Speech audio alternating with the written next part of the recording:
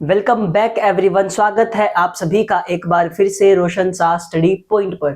तो जैसे कि आप सभी को पता है, हम लोगों ने सारे चैप्टर्स को कवर अप कर लिया है। आज की वीडियो क्लास 12th वाले बच्चों के लिए बहुत ही ज्यादा इंपॉर्टेंट होने वाली है, क्योंकि उनके एग्जाम अब बस कुछ दिनों में आने ही वाले हैं। तो उन्हीं बच्चों के लिए आज हम एक ऐसा टॉपिक लेके आए हैं जो आपको एग्जाम में 4 मार्क्स कैरी करके देता है।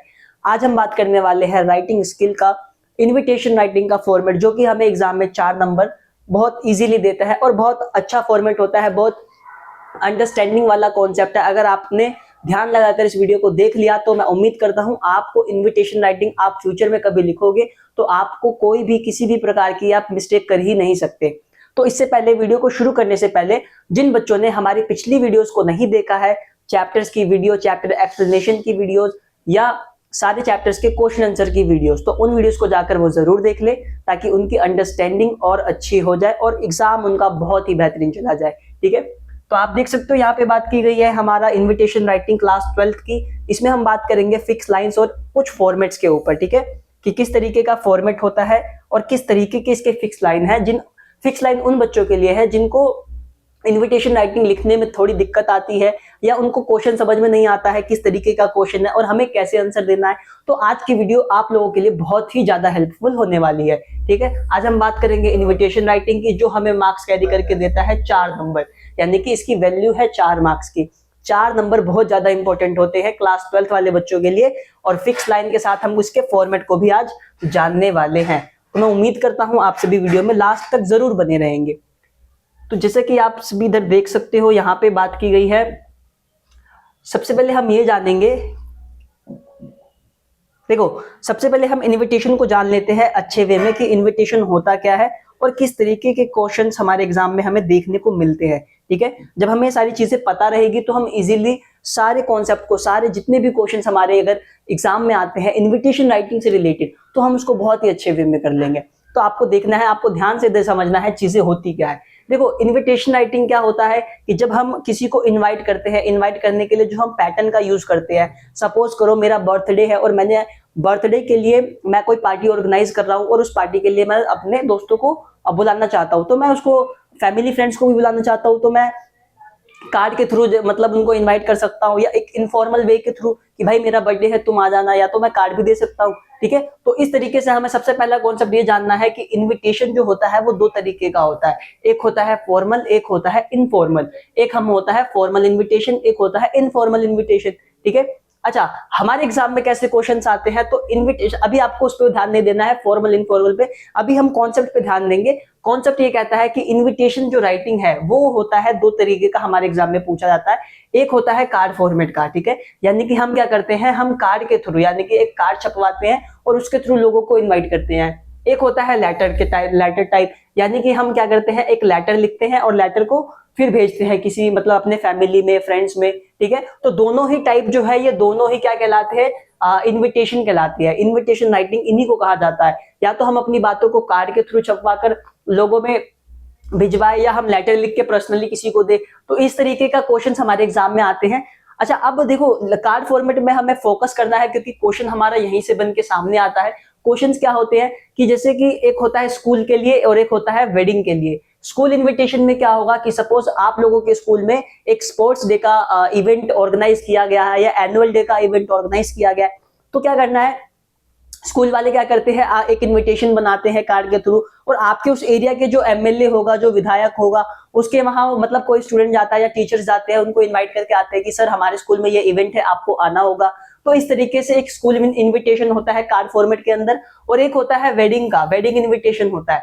वेडिंग इनविटेशन क्या होता है कि सपोज किसी के घर में, मेरे घर में शादी है, ठीक है, तो मैं ऑर्गेनाइज कर रहा हूं, तो पूरा जो जैसे शादी का कार्ड होता है वैसा ही आपको इसमें देखने को मिलेगा। मैं अभी आपको एक पीपीटी दिखाऊंगा, जो कि आपको पूरी अंडरस्टैंडिंग आपकी वहां पे क्लियर हो जाएगी। ठीक है, लेकिन अब बात आती है कि हमें इनविटेशन कोई सा भी हो तो हमें सबसे पहले फोकस क्या करना है। तो आप इधर देखोगे, इधर लिखा है think about the 5W।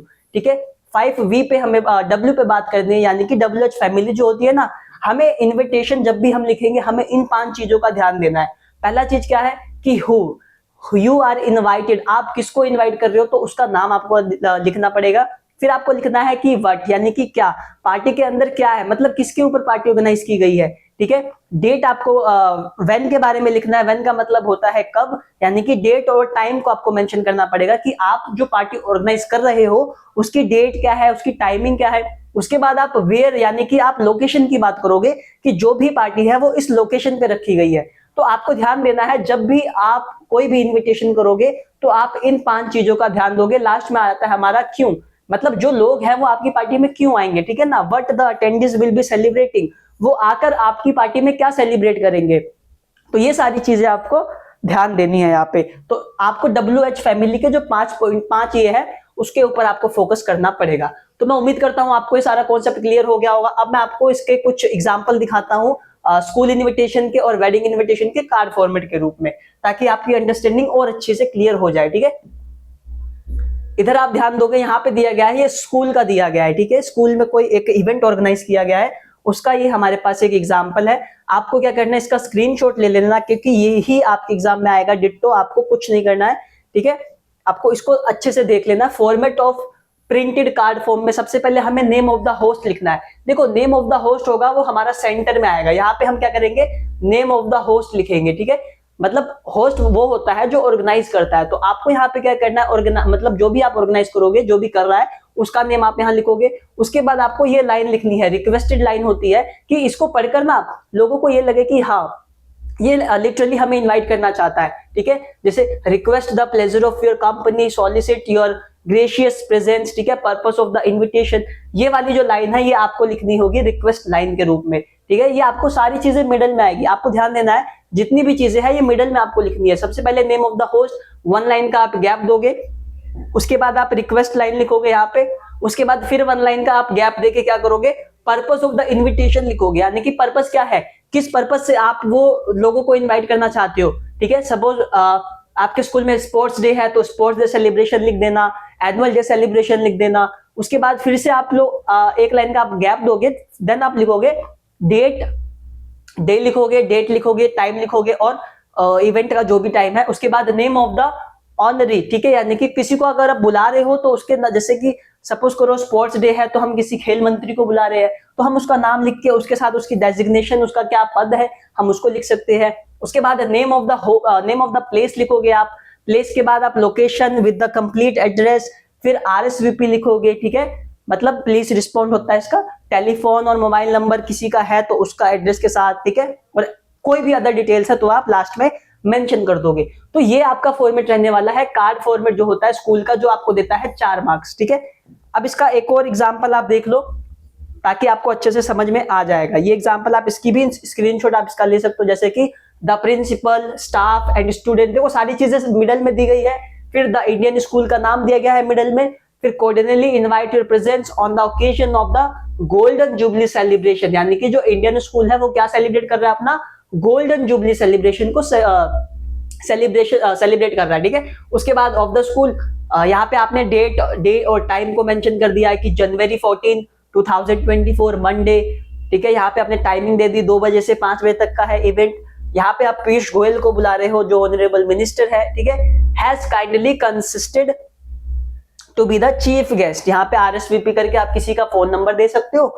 Then आप स्पेशल इंस्ट्रक्शन में क्या कह सकते हो कि this card allow only 2 person. तो बस आपको इतना सा ही काम करना है और आप इजीली क्या कर सकते हो, 4 मार्क्स ला सकते हो।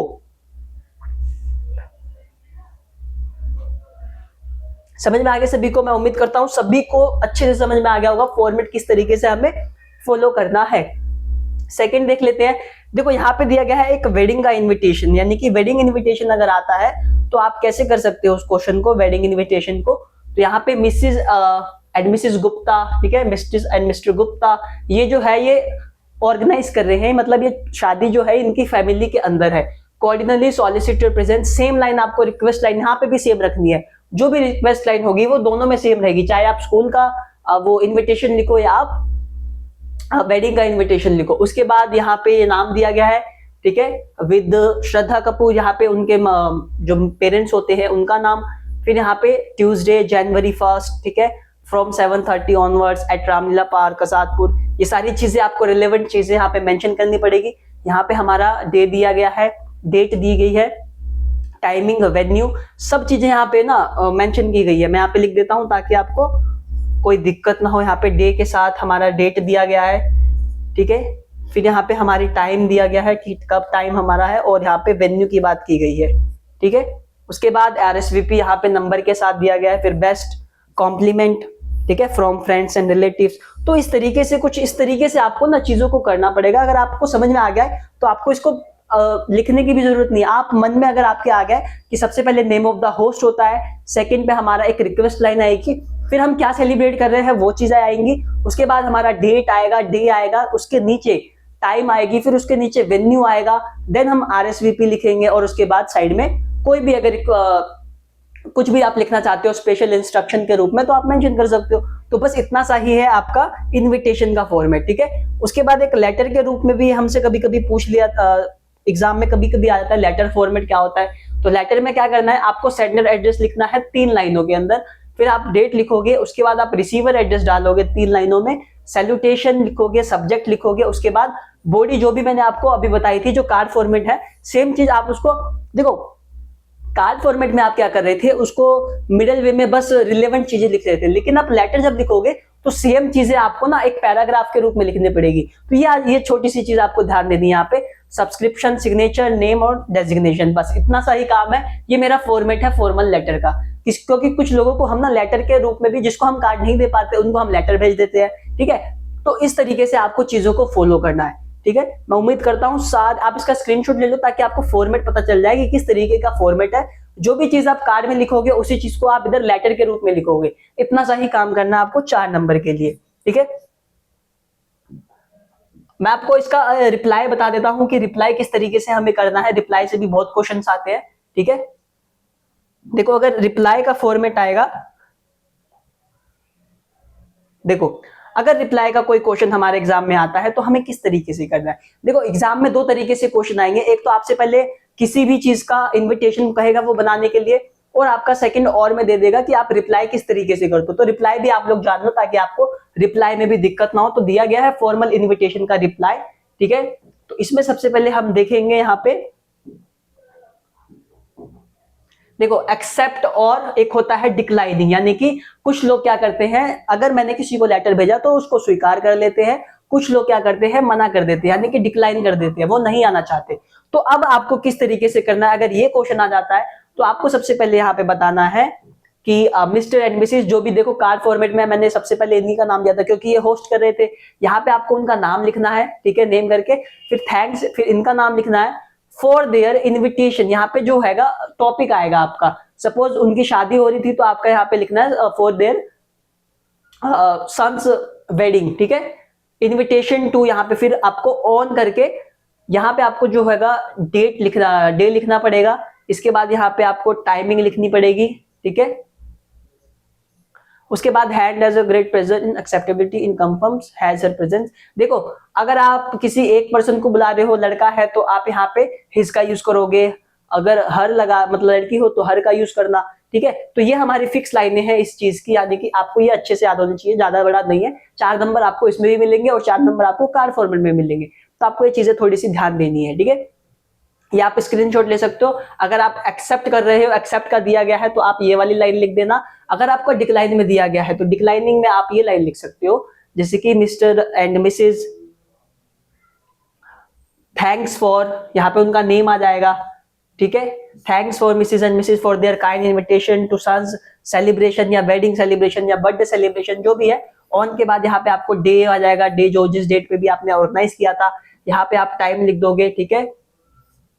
आप कह रहे हो यहाँ पे कि but regret his her inability due to, यहाँ पे आपको रीजन लिखना है, मतलब किस कारण से आपने उस चीज को रिजेक्ट किया है। सपोज मेरे पास कोई कार्ड आया और मैं रिजेक्ट कर रहा हूं, मैं नहीं जा पा रहा हूं, तो मुझे वो रीजन लिखना होगा कि sir for that reason I am not able to present in your son's wedding. इस तरीके से आपको यहाँ पे एक रीजन मेंशन कर देना है। ही शी विशेज, फिर यहाँ पे बेस्ट विशेज आप दे दोगे और यहाँ पे आप इसको खत्म कर दोगे। तो ये मेरा डिक्लाइनिंग का हो जाएगा और ये मेरा एक्सेप्टेंस का हो जाएगा, ठीक है। इतनी सी ही बात है। ये रिप्लाईज अगर आपको देखो, अगर रिप्लाई वो कार्ड फॉर्मेट में मांगता है तो आप इस तरीके से देना, अगर वो आपसे लेटर टाइप में मांगता है तो लेटर टाइप में आप इस तरीके से दे सकते हो। सबसे पहले आप क्या करोगे, सबसे पहले आप यहाँ पे सेंडर एड्रेस लिखोगे, डेट लिखोगे, डियर लिखोगे, फिर रिसीव्ड योर इन्विटेशन फॉर, यहाँ पे आपको टॉपिक लिखना है। ऑन डेट, वेन्यू, ठीक है, regret, to inform you that I will not able to join you in the celebration due to some very urgent, यहाँ पे आप रीजन लिखोगे, विशिंग अ वेरी हैप्पी, जो भी टॉपिक होगा, जैसे शादी का है तो मैरिड लाइफ या हैप्पी बर्थडे, जो भी आपको करना है, यूर लविंग, यहाँ पे आपको जिसको भी आपने जो भी हो, आप उसके फ्रेंड हो तो फ्रेंड, या रिलेटिव हो तो आप अपना रिलेटिव का नाम लिख देना, यहाँ पे आपको नेम लिखना है, और यहाँ पे आपको क्या करना है, टॉपिक को खत्म कर देना है।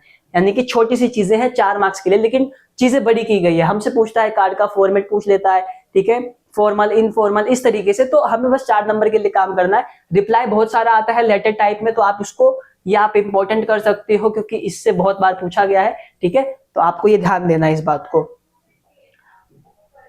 तो मैं उम्मीद करता हूं आपको सारे टॉपिक जो है वो 1 बाय 1 समझ में आ गए होंगे, ठीक है। तो मिलते हैं एक नेक्स्ट वीडियो के साथ, बहुत ही नए टॉपिक के साथ। तब तक के लिए आप सभी को बेस्ट ऑफ लक, और मैं उम्मीद करता हूं आप सभी अपनी तैयारी कर रहे होंगे, और इस वीडियो को अपने दोस्तों में ज्यादा से ज्यादा शेयर करें, ताकि उनकी प्रिपरेशन 4 मार्क्स की, जो इंग्लिश में बहुत इंपॉर्टेंट टॉपिक होता है राइटिंग स्किल में क्लास 12th के बच्चों के लिए, वो बहुत अच्छे से हो जाए। मिलते हैं आपसे नेक्स्ट वीडियो में।